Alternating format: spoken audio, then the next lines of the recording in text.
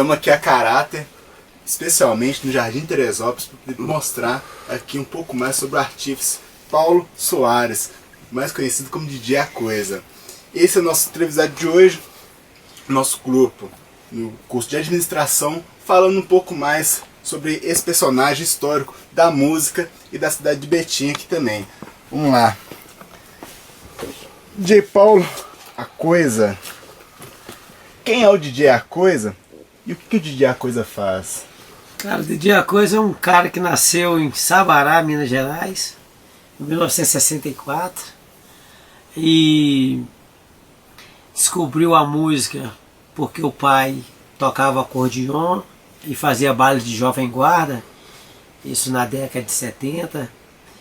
E o DJ A Coisa é uma mistura de produtor musical atualmente, é uma mistura de produtor musical, disc jockey, ex-radialista, produtor cultural, DJ percussionista, músico de uma banda e articulador. Eu acho que eu sou uma mistura de um pouquinho de cada isso. Como começou a trajetória do DJ A Coisa? Como é que é essa trajetória para você? Bom, é o seguinte, o meu pai, quando ele fazia festa de jovem guarda, a gente era muito menino e ele tinha um acervo de música interessante, né, que eram os discos da época, né, na época do Iê Iê Iê, do rock and roll, do boogie woogie, né, e da MPB. A bossa nova ainda era desconhecida, a música pop brasileira praticamente não existia, né? Então a gente meio que cresceu ouvindo isso. E que é interessante é o seguinte, no bairro onde eu nasci não tinha energia elétrica, então os aparelhos de som funcionavam a pilha. E meu pai tinha um acordeon, ele juntava com os amigos dele, tocava acordeon aos finais de semana lá em casa, com percussão, e a gente cresceu tendo essa referência em casa. E o que é legal é que toda vez que ele ia animar as festas, ele tinha essa história de levar a sanfona, levar os toca-disco e um monte de pilha. Então, se a festa ia durar a noite inteira, então primeiro ele usava todos os recursos de pilha, de toca-disco com as pilhas, acabava as pilhas, enquanto eles botavam as pilhas para ferver, para recarregar, eles iam tocar na sanfona com percussão para a festa não parar, sabe? É interessante, eles colocavam a pilha para ferver, cara, igual quando você está cozinhando o ovo. Então eu ria pra caramba daquilo, mas é interessante, dava energia, por incrível que pareça. Dava para estocar ainda mais um tempão com as pilhas fervidas e tal. E o meu pai, ele tinha um ciúme com o acervo dele, ele não deixava a gente chegar perto, ele falava que aquilo não era coisa de criança. E aí a gente doido para mexer, doido para fazer e tal. Então lá em casa, a única referência que a gente tinha, fora do som com o meu pai, das músicas dele, quando ele ligava as coisas lá em casa, era a Rádio Cultura. Rádio Cultura AM. Não existia FM na época. Então, a Rádio Cultura era a nossa referência de música. Porque tinha Rádio Atalaia, tinha Rádio Tiradentes, tinha Rádio América, Rádio Confidência, tinha Rádio Guarani, mas tudo AM. A Rádio Cultura era a única rádio que tocava música do estrangeiro, que a gente conhece como música americana, né? Então a minha paixão mesmo foi no dia que eu ouvi uma música do Steve Wonder e aí, cara, dali eu falei assim, cara, que diferente isso. A gente escutava de tudo, a gente escutava Creedence, escutava Beatles, escutava uma série de coisas que tinha na época, mas não tinha algo que remetesse, sabe, a uma música que identificasse comigo. Aí eu vi o Steve Wonder e falei assim, cara, que diferente. Aí, sabe, a gente começou a perguntar pro meu pai por que a gente não tinha aquele tipo de música, e meu pai falava que aquilo era música do estrangeiro, música que não tem a cultura, você não entende nada que o pessoal tá falando, de repente tá te xingando e você não sabe, né? Então mas eu falei assim, cara, é isso que eu quero, né? Aí quando eu fiz 9 anos, cara, em 1973, eu falei o seguinte, bom, eu vou ter que fazer meus biscates para poder comprar minhas músicas, porque o pai não vai deixar eu mexer. Então aí a gente começou, cara, a fazer serviço, a encher tambor de água lá na comunidade para ganhar dinheiro, limpar a casa dos outros lá para poder ganhar dinheiro, carregar lenha no mato, esterco pro pessoal vender para a gente conseguir ter as músicas, né? E isso Foi tudo assim. para começar a comprar um pouco desses 40 mil discos que estão aqui. Tem um pouquinho aqui, aqui tem um pouquinho de disco aqui, hein? E é interessante que aqui tem um acervo, cara. Sabe que assim, eu acho que aqui não tem 90%. Na minha varanda tem uma quantidade enorme e na minha casa lá em Sabará também tem uma quantidade de disco enorme lá. Ao todo dá 43.700 e poucos discos. Isso sim é um pouco dessa trajetória que, como você falou, desde os 9 anos vem acumulando não somente disco, mas junto com os discos também um pouco da cultura, um pouco da sonoridade de cada época também. Eu lembro que é o seguinte, como é que eu comecei a conhecer um pouco mais? Em 73, mudou lá pro meu bairro um cara chamado Jair, sou Jair. Esse cara tinha um som e ele tinha muita música americana. Então, na época, ligar o som em cima da laje, né, era comum. Então, no final de semana, você tinha sempre alguém com o som em cima da laje, que aí o bairro inteiro escutava, né, o pessoal que morava no alto, assim, escutava o som que vinha lá de baixo. E esse Jair foi um camarada que foi o primeiro cara que eu vi tocar James Brown na vida. Né, e ele começou a tomar gosto pelo negócio. Aí em 76 para 77, quando chegou a energia elétrica lá, no meu bairro, o Jair começou a fazer as festas. E aí a gente começou a ir nas festas que o Jair fazia. E aí o Jair foi que me ensinou a mexer nos equipamentos, né? Eu ainda novo e tal. E aí com o Jair eu aprendi a manusear. E a partir de 76, 77 foi que eu comecei mesmo a sair e fazer som nos lugares, porque já tinha energia elétrica em quase todos os bairros, então já ficou um pouco mais fácil. Eu comecei a comprar meus negócios mesmo. Fui trabalhar, fui vender jornal, e aí com o dinheiro do jornal eu fui comprando minhas coisas. Até chegar no que está aí. Assim, a profissão, o músico em geral, ele é bem complexo, né? Cada um tem o seu instrumento, a sua forma. O DJ hoje, DJ é a coisa. Quais são os instrumentos que o DJ usa hoje para poder fazer um som de qualidade e um som nas noites de BH e no mundo afora? Bom, é o seguinte, eu uso até hoje o vinil, né? Até hoje eu uso o que tem aqui. Mas a tecnologia permitiu que a gente tivesse um produto chamado Time Code, que é isso aqui. O que é um Time Code? Time Code, você liga uma placa de áudio no computador, 2 toca-disco, e aí você tem o áudio saindo do disco, que processa a informação na placa de áudio, nessa placa. Essa placa manda para o computador e ela dispara o programa e você toca no vinil e o áudio sai do computador. Então tem esse recurso. Mas o Time Code é um disco de vinil, né? Esse aqui eu ainda não usei. É um disco de vinil normal, só que aqui não tem música. Tem um barulho, né? E esse barulho ele faz com que ele converte o sinal para a placa e a placa transforma ele em áudio que passa para o computador. E então a maioria dos DJs estão usando esses recursos porque as taxas que a gente paga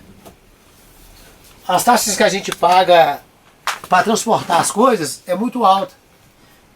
Então, por exemplo, hoje, de tanto que eu vou, eu já não pago mais imposto, né? A companhia que eu viajo, eu já coloco que se for para pagar o imposto, eu vou tentar outra. Então eu já compro já incluindo a bagagem. Entendeu? O que eu tenho de peso, tem um limite de peso, então eu já levo isso. Então, no começo eu levava 2 toca-discos, levava quase 100 quilos comigo de equipamento para as turnê. Hoje não, hoje eu levo só um mixer, uns 70 discos e E, e só, o restante o pessoal, o contratante, ele tem isso lá e eu não preciso mais levar daqui. Você usa muita coisa, o vinil, mas tem um pouco também as CDJs, os toca-disco. Como é que é um pouco dessa aparelhagem básica? Olha, é o seguinte, existem esses recursos todos, né? Mas eu não uso o CDJ porque é o seguinte, o som digital, ele é muito bacana para você ouvir em casa. Mas para você ouvir num PA, a diferença do som analógico pelo som digital é escandalosa. Então, a gente vai nos festivais, quando você está tocando vinil e quando você vê um outro DJ que vai tocar CD, sabe? Vai chegando uma hora que o seu ouvido ele fica tão perturbado que você já não consegue ficar no mesmo ambiente, né? Então eu não consegui adaptar com o CDJ, né? Eu ganho muito CD, mas a maioria dos caras que me mandam CD eu vou escutar em casa, eu não vou tocar nas festas. Agora com o sistema com Time Code aí que eu estou tentando acostumar com a ideia, comprei para poder ver se eu acostumo com a ideia de utilizar alguns recursos que eu não tenho no vinil. Mas eu sempre priorizo usar as coisas que eu compro. Então eu tenho o disco aí atual, de 2013, até de 72, de 1967 para cá, tudo que saiu, que foi sucesso, que tocou no rádio ou foi boate, tem aqui. É muita coisa. E com certeza, de Arcoisa viajado aí, mais de 28 países, com turnês com várias bandas, com certeza tem aquele instrumento que você desenvolveu, ou que você, através de um outro equipamento, você começou a dar um pouco mais da sua cara para poder facilitar a sua vida. Você já desenvolveu realmente algum desses equipamentos? Como é que é isso? Olha, cara, é o seguinte, eu tinha um sequencial que quando eu fazia som nas quadras lá em Belo Horizonte, tinha uma época que esses sequencial de luz, pra você comprar na loja, era muito caro. Então a gente usava ventilador, pegava o motorzinho do ventilador, colocava ele em cima de uma plataforma de madeira, pegava as latas de óleo e cortava na tesoura, né? E colocava vários pontos, e aí você ligava o ventilador e aquele negócio ia passando ali e ia piscando na luz das paredes. Então isso tá lá em Sabará, cara. Isso é um negócio que eu tenho até que trazer pra cá, que você ri demais da conta. Então, enquanto muita gente comprava altos equipamentos para poder fazer o jogo de luz nas pistas, a gente construía os negócios tudo, sabe? E tinha também os pianinhos, né? Os tecladinhos que a gente pegava os apagadores de luz, cortava aqui um montão assim, ficava fazendo com o apagador de luz, né? Que você, eu quero ajudar você no som, então você vai ficar só apertando isso aqui, né? E eu acho que a única coisa que foi legal assim que eu desenvolvi dessas coisas foi esse negócio do sequencial mecânico. Mas assim, falando um pouco assim dessa questão da periferia, é o seguinte, eu não saí da periferia até hoje, não por falta de condição, porque condição para sair eu já tive e ainda tenho. Mas o problema todo de você ir para um bairro melhor, de casas mais bonitas, e onde o vizinho tem um carrão, o outro tem um carrão, o outro tem um carrão, e você também tem que ter um carrão, você vive numa sociedade onde o cara não te dá bom dia, nem boa tarde, nem boa noite, né? E aqui na periferia, cara, se você fica doente, o vizinho ele corre para poder te levar para o médico. Se te falta alguma coisa, o cara muitas vezes a situação dele é mais precária do que a sua, mas ele te dá um pacote de arroz, entendeu? Morre uma pessoa, aí tem a caravana que o pessoal faz, pega ônibus na empresa que faz o transporte do bairro, pega o ônibus lá na empresa e vai todo mundo enterrar, sabe? Se alguém vai estar doente, a visita. Então você tem um pouco de irmandade na periferia. Na periferia, por exemplo, aqui meu portão eu não tranco, tem 9 anos que eu não tranco o portão. Você sabe o que é você viajar, ficar 90 dias fora e você saber que o seu portão está aberto, seu transporte está no corredor, que o carro está na rua, ninguém mexe. Ninguém invade E a sua... Teresópolis ainda é um bairro muito, assim, não, Teresópolis, perigoso. Não, todo mundo fala do perigo, mas eu igual, por exemplo, eu não troco aqui pelo Angola. Entendeu? Eu não troco viver aqui pela segurança do Angola. Primeiro porque lá eu teria que botar um muro, né, para poder seguir os padrões de moradia do lugar. Aqui eu não preciso disso. Né? No Terê você não precisa disso, ou em qualquer outra periferia você não precisa disso. Né? É um lugar onde todo mundo te conhece, você passa a ser uma referência, e aqui é o seu Paulo Soares, o seu DJ A Coisa, para a comunidade aqui não muda nada. É só o filho da Dom Geraldo. Agora, nós estávamos falando, né, agora sobre, você falou do E-Code, né? É o Time Code. Time Code. É uma nova tecnologia que você está começando a usar agora. Assim como ela, de onde que vem? Como é que são essas novas tecnologias que você começa a usar? De onde que ela vem? Como é que aparece assim, nesse... Olha, é o seguinte, na verdade, tudo começou com a criação desse tocadisco aqui. Esse tocadisco aqui é o MK2, é o tocadisco mais cobiçado do planeta. Né? Deixa eu mostrar isso aqui. É a ferramenta mais cobiçada do planeta. Eu falo o seguinte, mas isso é só um tocadisco. Vocês não imaginam o que você faz com isso aqui. Isso aqui você tem uma precisão de sonoridade, cara. Você tem uma resposta sonora e você faz umas afinações ou umas alterações que nenhum outro tocadisco permite. Então precisou um DJ desenvolver na década de 70 um projeto, porque os tocadiscos antigamente você soltava, eles iam muito devagar para depois pegar o embalo. Então precisava ter um equipamento de quartzo que você apertasse e ele fosse imediatamente. Né? E isso foi o que fez com que as pessoas pensassem um pouco mais na profissão de DJ quando criaram o tocadisco MK2. Do tocadisco MK2, começado com as baterias eletrônicas, que surgiu ali no final da década de 70, comecinho da década de 80, foi que o negócio começou a inflamar, porque manter uma banda estava muito caro, então os caras montavam aqueles pocket show, onde o cara tinha um baixista, um guitarrista, um vocalista e a bateria era eletrônica. Né? E a bateria eletrônica ela surgiu para facilitar a vida dos MCs, dos rappers, porque a maioria dos rappers, dos MCs, não tem condições de montar uma banda. Então aí a bateria eletrônica veio um pouco para poder salvar essa praia aí. Você já sofreu ou sofre algum tipo de preconceito ainda dentro do movimento ou fora, uma pessoa que vê de fora desse movimento? Bom, o único problema que eu tenho é só com os políticos. Porque eu sou um cara que eu consigo movimentar uma quantidade de jovens, adolescentes e adultos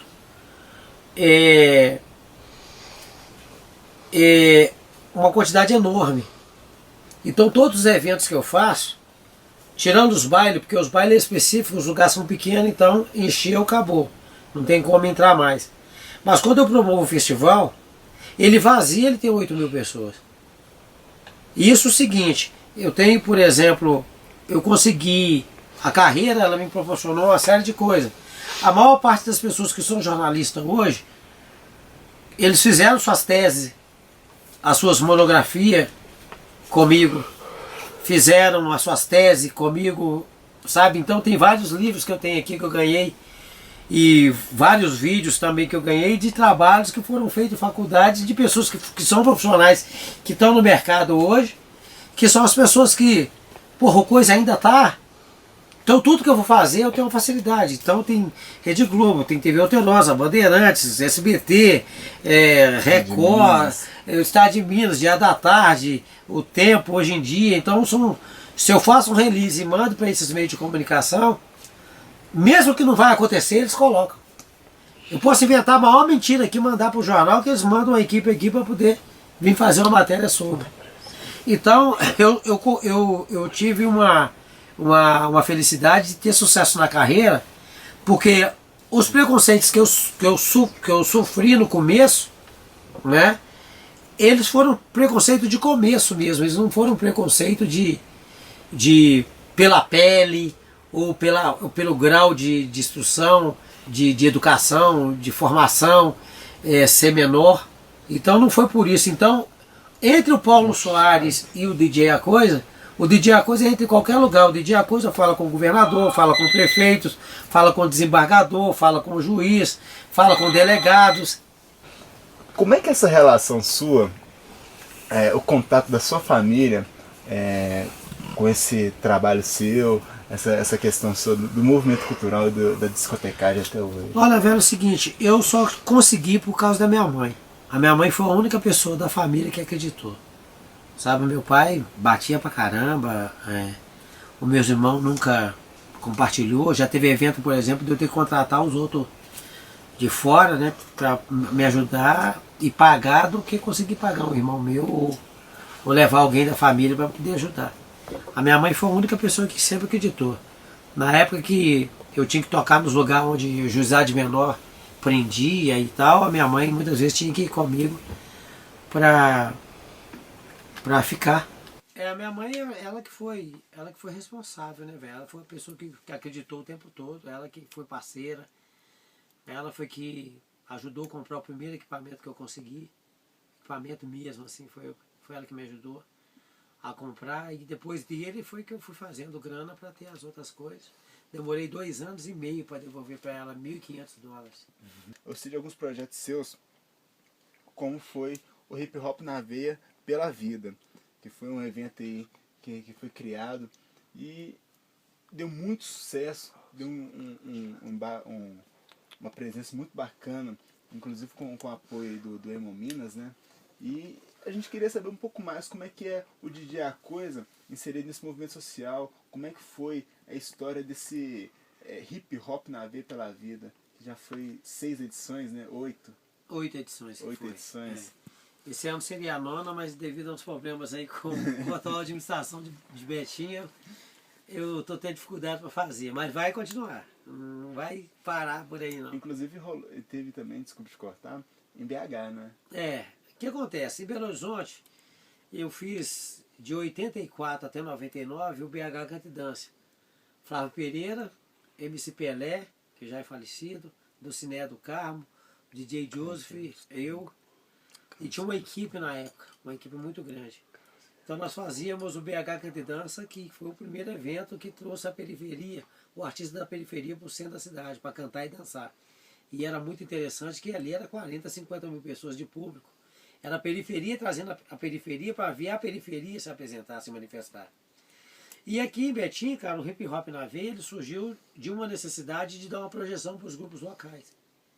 Primeiro a gente precisou fazer um disco, uma coletânea, para os caras terem um produto. E depois desse produto, a gente criou a festa de lançamento desse produto.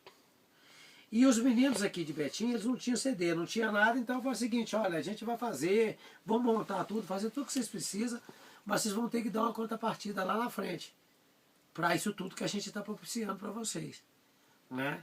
E na hora certa a gente vai cobrar. E aí foi pedido a eles, na ocasião, que todos os envolvidos com o projeto fossem responsáveis por 2 doações válidas de sangue no Hemomina. Na época o estoque de sangue estava muito baixo, há 8 anos atrás já tinha muito problema, então assim, aí nós fizemos o seguinte, olha, vamos fazer assim, vamos, vai ser o que vocês vão me pagar por tudo que eu estou fazendo por vocês. Beleza.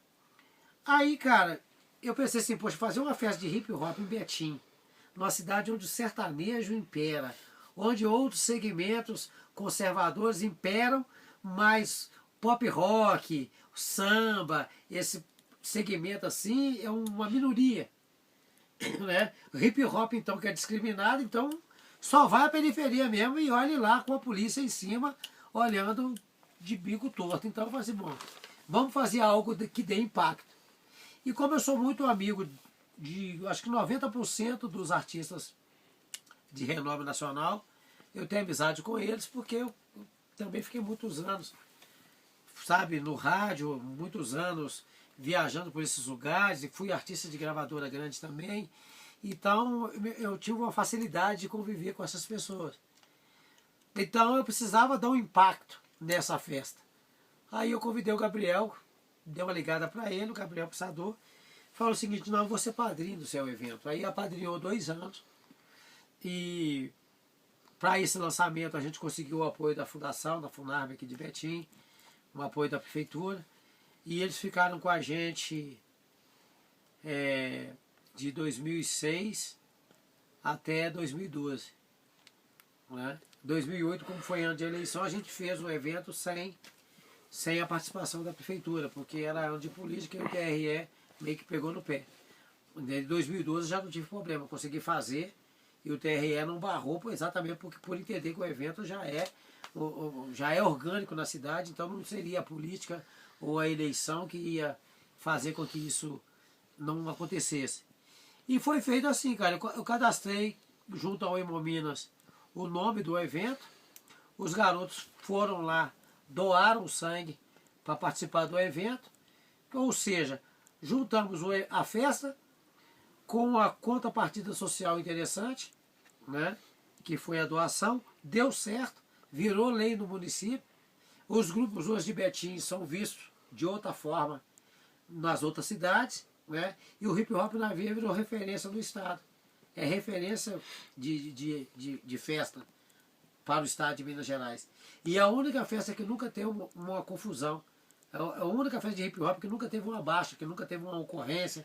É um evento que começou o primeiro ano com quase 400 policiais, hoje são 8, 4 de manhã e 4 à tarde. Não precisa de policiamento hoje.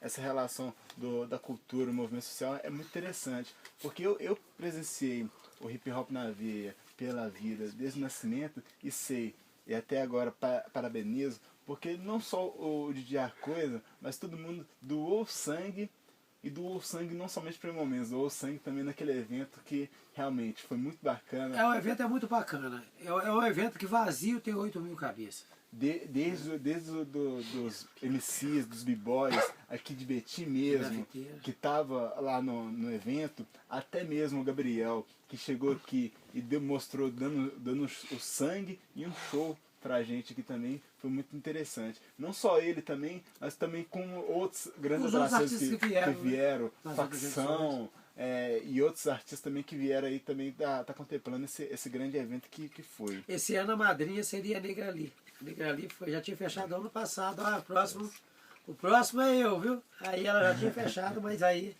eu tenho que esperar a fundação sensibilizar e abrir o leque, né?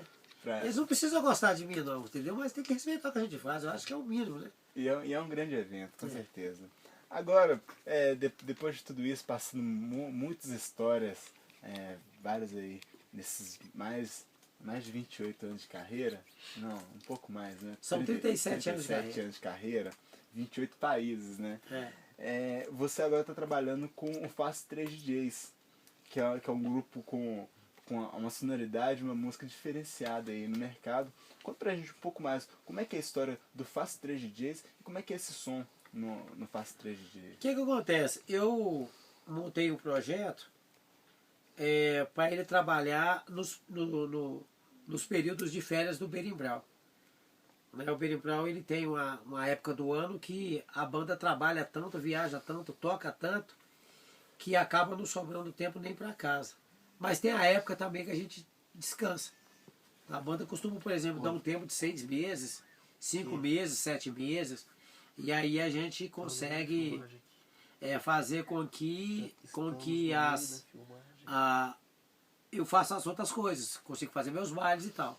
Aí o Fast 3 é o seguinte, eu estava vendo um documentário sobre o turntablismo, que é uma técnica nova de discotecar, de fazer batidas, de pegar outras sonoridades, usando as sonoridades do próprio vinil, criar outras coisas em cima do que já foi feito. Aí, cara, vi um trio, um quarteto, cara, na França, chamado Bird Nanã. Vi a apresentação dos caras, os meninos que tocam comigo também já conheciam o Bird Nanã, e a gente achou interessante. Só que eu falei assim, poxa, por que a gente não faz algo, mas que tenha coisa do Brasil?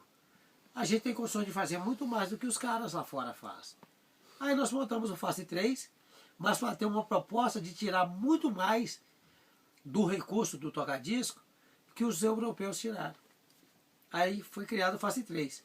Beleza, uma vez com a estrutura montada, a gente viu necessidade de acrescentar uns outros parceiros. Aí nós conseguimos trazer para cá um percussionista, conseguimos trazer uma tecladista, um sanfoneiro, e a ideia era a gente também ter um trombonista. Mas aí a gente não conseguiu o trombonista, aí pegamos um baixista. Então nós temos uma banda de turntablismo, onde a estrutura, a parte de base, de bateria, é tudo feito com os DJs, né? E o complemento, as harmonias, né? E a célula rítmica misturado, percussão com baixo e teclado de sanfona. Então a gente faz baião, a gente faz pagode, a gente faz samba, a gente faz uma série de coisas, sabe, sem ter um número de músicos suficiente para aquilo. E a gente não sampleia, é tudo feito ali, na hora. Então não tem sample, não tem a bateria eletrônica soltando nada pra gente. É tudo feito, toda a sonoridade, toda a célula rítmica de percussão, é tudo feito com o tocadisco e o percussionista. Então muito interessante, entendeu? Tem coisas que a gente faz no tocadisco que o baterista, ele precisa ter 2 pedal para poder conseguir fazer a quantidade de célula que a gente faz com o tocadisco. Então o Face 3 ele nasceu para a gente mostrar como a evolução da discotecagem, aonde pegou, aonde chegou, sabe? Aí a gente chega ao ponto de valorizar cada dia mais esse produto aqui chamado vinil. Nós estamos meio que finalizando nossa entrevista, só que eu não poderia, conhecendo essa história, deixar de fazer uma entrevista com você sem lembrar de muitos anos de Berimbau, que é essa banda que, como você falou aí, também fez você rodar um pouco o mundo, muitos lugares no mundo todo, através de vários turnês, uma banda respeitada e conceituada, não somente no Brasil, quanto fora também. Como é que é esse trabalho do Berimbau? Pra gente um pouco dessas histórias interessantes aí que o Berimbau traz. O Berimbau foi um projeto que nasceu no bairro Maria Gorete, lá em Belo Horizonte, em 96. O Negativo, que é o fundador, ele foi dar aula de capoeira na Bélgica, no final da década de 80, e ficou lá até 95. Em 95 ele voltou para o Brasil, e com o pouco dinheiro de grana que ele trouxe, na época o grupo mais famoso era o Olodum. O Olodum estava sempre mostrando na televisão o projeto de tambores que eles tinham no Pelourinho. Aí o Negativo foi e montou um projeto semelhante ao do Olodum na comunidade dele do Maria Gorete. Só que ele já me conhecia, que quando ele era adolescente ele ia nos meus bailes, né? Então, da formação do Grupo Afro Porto de Minas, ele separou 2 clãs. Os garotos que se adaptaram com a capoeira ficou com o projeto Porto de Minas. E os que se deram bem para a música foram batizados como Berimbau, né? Então foram do vocalista, os percussionistas, todo mundo veio desse projeto, né? Que nasceu lá na comunidade do Maria Gorete. A banda surgiu em 96 para 97 e eu fui chamado em 99. Em 99 eu fazia um programa de rádio na Transamérica e eles foram fazer a festa de lançamento do primeiro disco. E aí nesse primeiro disco eles convidaram o Gerson King Combo, que até então foi meio que um padrinho da banda. Fizeram o lançamento desse disco no Lapa e eu fui o DJ convidado para fazer o som. Antes do show, tinha parado o intervalo para a banda ter o show e continuar depois do show. E eu lembro que no Lapa tinha muita gente. Então, eu fiz a discotecagem e tal. E no mês seguinte, a banda foi convidada para fazer uma temporada lá em São Paulo. E tinha na casa, o DJ que tocava, que fazia os eventos, quem tinha que custear a despesa do DJ da noite era a banda. Como a banda estava começando aqui e era desconhecida lá em São Paulo, não tinha como garantir de pagar um DJ. DJ em São Paulo era muito caro. Aí eles me convidaram para poder fazer a mesma coisa que eu fiz no Lapa lá. Aí eu fui fazer lá e tal. Aí tinha um cara em São Paulo que assistiu o show da banda, a casa estava lotada, achou interessante e falou com os caras: poxa, a banda de vocês é do caralho, só falta para vocês um DJ. E aí eles não sabiam que eu tinha teoria musical, que eu conhecia muito mais do que só passar música para os outros dançar, né? E quando a gente voltou, eles tiveram uma conversa comigo mais ou menos 3, 4 meses depois. Fui lá fazer um teste. Nesse teste já tem 13 anos que eu estou com eles. Cara, a banda é o seguinte, a primeira ida da banda para a Europa foi em 2004, para um festival chamado Black Atlantic, né? A música negra além do Atlântico, né? E então a banda ela conseguiu chegar nesse festival por causa dos recursos da internet. Nós começamos a mandar os material para os grandes produtores de festivais pela internet. Então teve um cara de uma agência lá em Berlim que ele achou interessante o trabalho e convidou a banda sem cachê, sem nada, para ir fazer uma amostra lá para os produtores de eventos de lá. Tipo, fazer um show para os produtores de evento. Aí eles pagaram 7 passagens e a banda era 13 músicos. Então foram 7 músicos, tivemos que fazer, eu não fui para esse show inclusive, tiveram que fazer uma nova estrutura para 7 músicos e fazer essas demonstrações lá. Aí, primeiro ano, 2004, aí os produtores gostou e comprou os shows da banda para a temporada 2005, já com os 13 músicos. Aí foi quando eu passei aí. Aí a banda, de um festival, os caras iam convidando outras pessoas que também faziam festivais em outros países para ir assistir as novidades do ano. Então o Berimbau, ele chegou como uma novidade. Tem festival na Europa que acontece há 40, 45, 50 anos, que aqui tem atração que só vai uma vez. O Berimbau, por exemplo, ele foi a única banda que conseguiu tocar 2 vezes num festival que não repetia bandas. Que é um festival que aconteceu em Breitenbach, na Alemanha, e é um festival onde só toca bandas grandes, né? E nós tocamos com os papas do rock and roll, sabe como é que é? Tinha assim, bandas que eu nem imaginava que eu ia dividir palco com eles e a gente estava lá. O festival Zaça tem um DVD desse festival aí que veio e a gente está nesse DVD. Então, o que acontece? A banda, cara, ela foi conquistando a cada festival, ganhando os produtores de outros festivais. Com isso, a banda Alemanha, Suíça, Inglaterra, Eslovênia, Dinamarca, Holanda, Polônia, Áustria, Inglaterra, não sei se eu falei Suíça, Japão.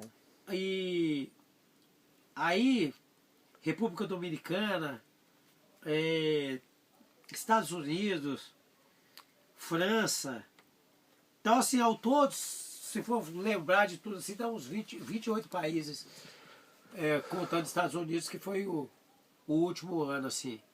E a Alemanha, a gente já é figurinha tão carimbada na Alemanha, que eu acho que se faltar umas 10 cidades para a gente conhecer a Alemanha inteira, é muito. Entendeu? Tocamos assim nas principais cidades de lá.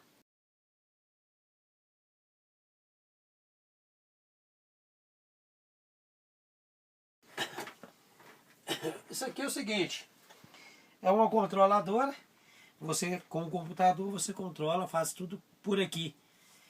Toca, você cria uma música em tempo real com isso aqui. Essa aqui é a MPC. A MPC é o som de consumo da maioria dos produtores, dos DJs produtores. O toca-disco MK2, que é esse aqui.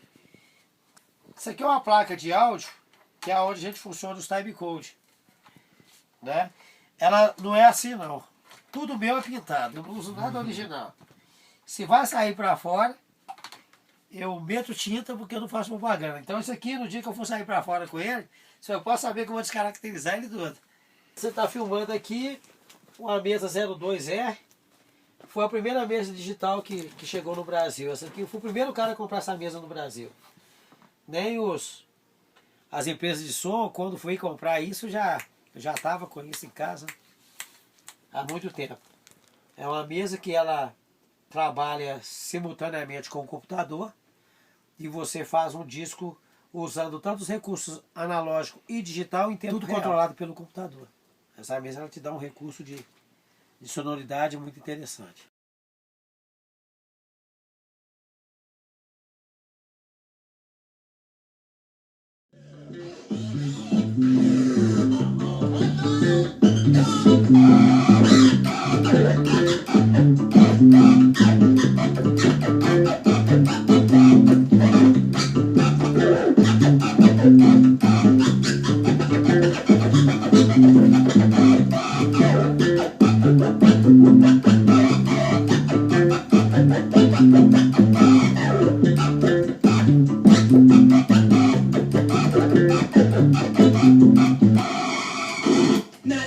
E essas marcas que vocês estão vendo aqui, a gente chama de radar.